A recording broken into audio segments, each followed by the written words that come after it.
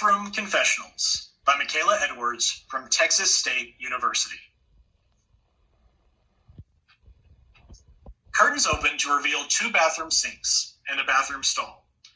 Layla runs into the bathroom and desperately starts cleaning something off of her backpack. She is crying. The bathroom door swings open as Melanie walks in. Layla looks up and stops cleaning. You missed a spot. What is your problem? Just trying to help. You know kids can be so mean. That's some bull. Melanie makes the sign of the cross. Saint Layla, do you kiss your mother with that mouth? Layla shakes her head and moves back to the sink. God, I bet he thought that was hot. Having sex with the holier-than-thou Saint Layla. You just give it a rest? You got what you wanted. The whole school thinks I'm this big slut. Layla holds up her bag so we can see slut written on it in bold red marker. What else do you want from me? Melanie makes an overdramatic thinking gesture. I want you to apologize. What? Why? Please, don't be stupid. Everyone knows that me and Jackson have an unspoken thing going on, and you went and slept with him. Layla stares at Melanie. A beat passes between the two. You mean to tell me that this all happened because you have a crush on Jackson? It violates girl code. You don't sleep with someone that your friend likes. We aren't friends. Tomato, tomato. Layla scoffs. She takes her bag out of the sink and starts drying it off. I'm leaving. No. Yes. Layla moves to make her way out of the bathroom, but Melanie is blocking her. Move, please. Sure, as soon as you apologize. Melanie moves to block all of Layla's attempts to get out of the bathroom. Repent and you shall be forgiven. Layla stops trying to get out of the bathroom and gets in Melanie's face. Have you even stopped to consider that you don't know anything and just think you do? Oh, please, I'm not a child. The whole, we were just wrestling in bed bit won't work on me. You don't have to be a child to be ignorant. How about you educate me then? That's what I thought, slut. This word hits Layla hard, and she snaps. I didn't want to. Layla is taken aback by her own confession. You didn't want to have sex with him.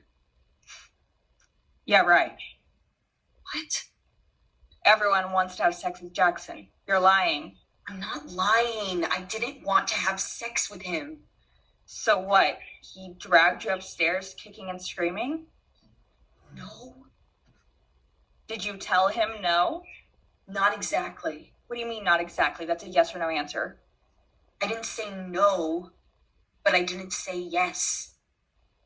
Well, you're supposed to say no if you don't want to do it. And if you don't say no, then how are they supposed to know that you don't want to have sex? I don't know. Maybe they could ask. Don't be so naive. They don't have to ask. We have to tell them. Boys are all hands. We have to tell them when it's too much. That's the girl's job. But he didn't give me any time to say no. Then you're supposed to fight him off.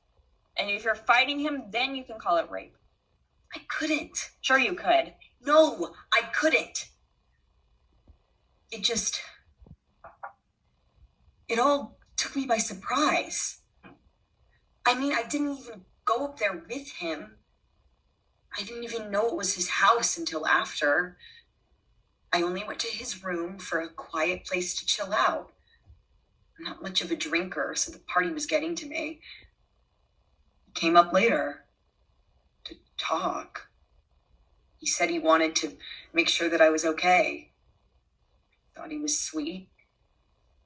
Just kept talking about the randomest things, like how he was mad that Pluto isn't a planet anymore, or that it's weird that Skittles changed their name Green Skittle from Lime to Green Apple. Anything to get me less stressed out about the party. I just started feeling normal again. He kissed me. Jackson freaking Mayweather kissed me. And he kept kissing me. I just couldn't believe it. He kept going.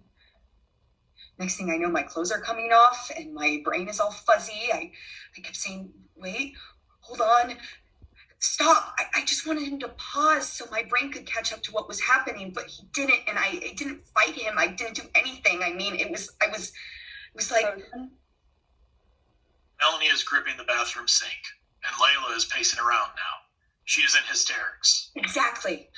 Like my mind was racing 1,000 miles per minute, but my body was frozen in place. I couldn't move. I couldn't talk. I couldn't breathe. I just kept staring at the ceiling. His mom or someone must have been a painter because his ceiling is covered with the most beautiful constellations.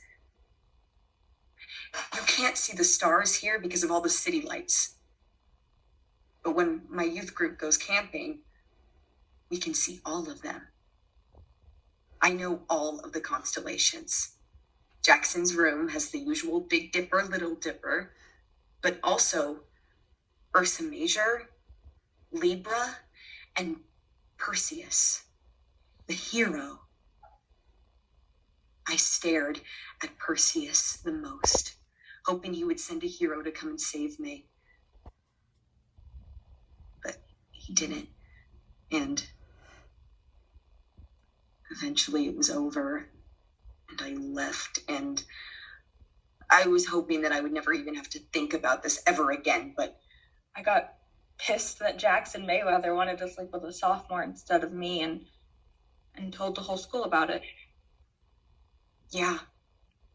Melanie and Layla take a beat and look at each other. Melanie reaches over Layla and grabs the backpack. She places it in her sink. She grabs some paper towels and starts drying the backpack off. You won't be able to get the marker off. It's Sharpie. You'll have to color over it. Okay. Luckily, it's not too big, and it's a lighter color. If it was black, you'd have to color it in with black, and it could look like a smudge. I think I have some Sharpies in here. Melanie takes her backpack off her back and starts looking for some markers.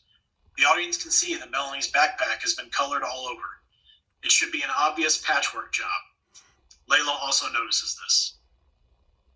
Melanie? Damn it. I know I put them in here. We had to use them for U.S. history. Melanie? Melanie isn't listening to Layla and is now throwing stuff out of her bag to try and find these markers. Layla reaches over and grabs Melanie's bag. They fight over the bag before it is flung to the floor. Melanie goes after it and is frantically picking up her stuff from the floor. Layla meets her on the ground.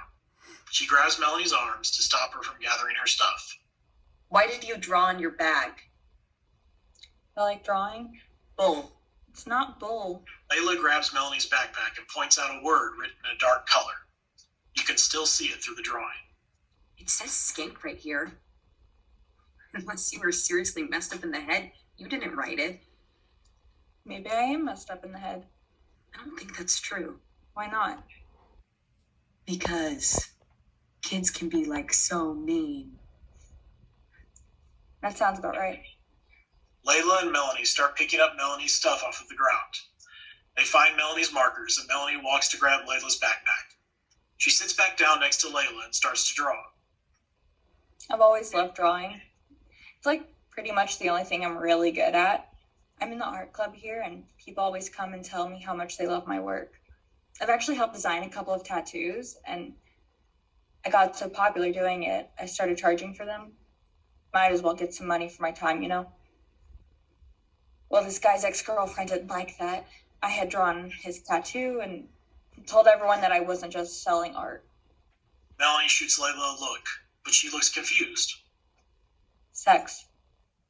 She said I was selling sex. Oh. Yeah, but it's fine now. I mean, it was practically nothing. Guys are weird about it for a while. Like pulling up my dress or slapping my ass and tossing $1 my way afterwards. I talked to some of my teachers, but they said it was nothing. It was just boys acting like boys. That's not nothing. Yeah, okay. I mean it. That's not nothing. Melanie is quiet. She finishes drawing on Layla's bag and passes it over to her. She won't look at Layla. Here. Layla fingers over the new markings. You can no longer see the word slut anywhere. Thank you. The bell rings out. The girls gather their stuff up and Layla is the first to move to the door. Wait, Layla. Layla stops and turns to face Melanie. Melanie is trying to say something. She keeps starting and stopping. Layla understands. I know. Layla walks out the door. Melanie walks over to the sink that Layla was originally at. She looks at herself in the mirror and breaks down into tears. End of play.